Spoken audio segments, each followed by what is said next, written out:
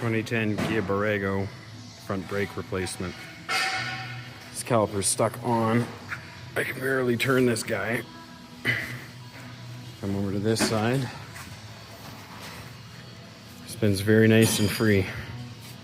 Stay tuned.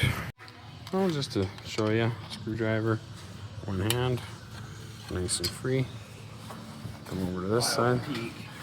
Oh, this is the right hand side front. Just to show you, for example, moving it freely with one hand. Come over to this side. Exact same thing. I can barely move it. Well, if you stick our screwdriver in here, you compress that caliper back ever so slightly.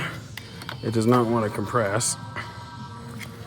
And you do the same thing, turns nice and free, thus rendering the caliper being stuck on. But you do have a surprise on this side today. Must have recently broken, but your coil spring is broken on the passenger side. So I recently quoted them for another customer. Those coil springs and or struts are not available in Canada. Couldn't source them for my client, so always a good idea to clean your hubs. Otherwise, what's the point in doing a brake job? This is one that's been cleaned. Just wanted to show you an example of what happens when you have a caliper that sticks on. Get some pretty bad wear happening here. You're losing about 30-40% pad contact. Look how much junk is in this rotor too. Whoever did brakes last time, I call it a pad slap. They just slap brake pads in it, called it a day.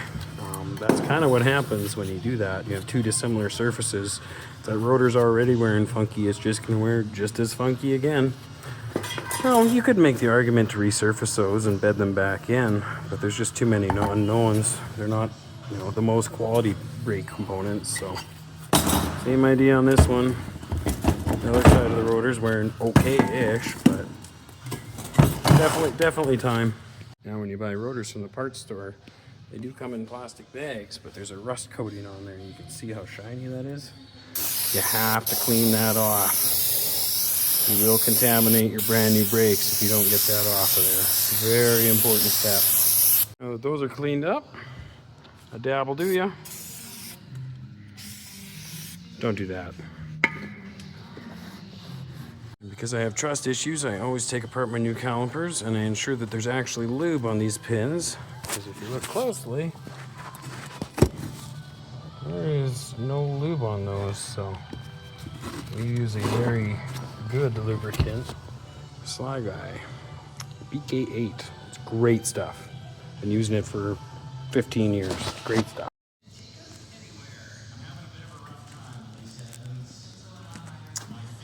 Not exactly how I thought the job was going to go. I went to put the right-hand caliper on. Turns out my supplier can't read part numbers. Or furthermore, can't read the caliper. The caliper's marked with an L for left. So they sent me two left calipers, unfortunately. So, fortunately for you guys, the left-hand caliper was the seized one. Right-hand one, we'll have a discussion about it, unfortunately. But otherwise, we're good to go.